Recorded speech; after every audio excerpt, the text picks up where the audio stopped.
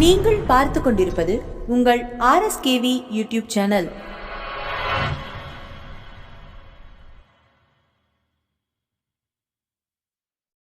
உங்கள் அனைவருக்கும் எங்கள் RSKV டிவி சேனலின் அன்பு வணக்கங்கள். இந்த புத்தகத்தின் பெயர் ஏடு. இந்த புத்தகத்தை எழுதியவர் திருமதி க. அம்பிகா அவர்கள். இந்த புத்தகத்தை வாசிப்பவர் நான் உங்கள் திருமதி ரமா சதீஷ்குமார். இந்த ஆடியோவை உங்களுக்கு வழங்குவது உங்கள் RSKV டிவி சேனல். நீங்கள் ஏடு என்ற புத்தகத்தில் உள்ள பகுதி 189 வரை கேட்டு இருப்பீர்கள். அதனைத் தொடர்ந்து இந்த வாரத்தில் பகுதி 190 கேட்போம். பகுதி 190. காலையில் எழுந்தவுடன் உள்ளங்கையை ஏன் பார்க்க வேண்டும்? காலையில் எழுந்தவுடன் இரு கைகளையும் ஒன்றுடன் ஒன்று தேய்த்து கொள்வதன் மூலம் கையில் உள்ள நரம்புகள் தூண்டப்பட்டு இரத்தம் ஓட்டம் அதிகமாகி மூளை சுறுசுறுப்பாக செயல்பட ஆரம்பிக்கும். சிலர் கைகளை தூக்கி சோம்பல் முறிப்பதும் இதனால்தான். உடலுக்கு தேவையான வெப்பமும் கிடைக்கும்.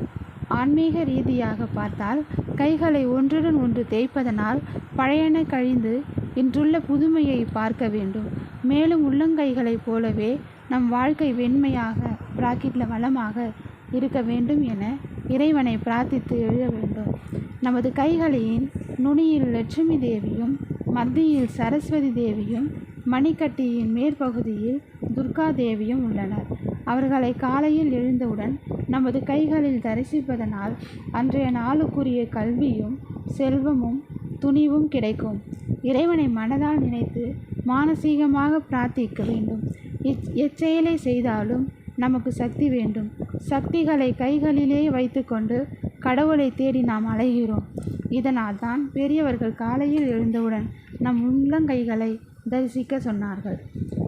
எனவே பகுதி 190 இத்துடன் நிறைவு பெற்றது. இனி அடுத்த வாரம் புதன்கிழமை மற்றொரு பகுதியில் உங்களை சந்திக்கும் வரை உங்களிடம் இருந்து விடைபெறுவது நான் உங்கள் திருமதி ரமா சதீஷ்குமார். வணக்கம்.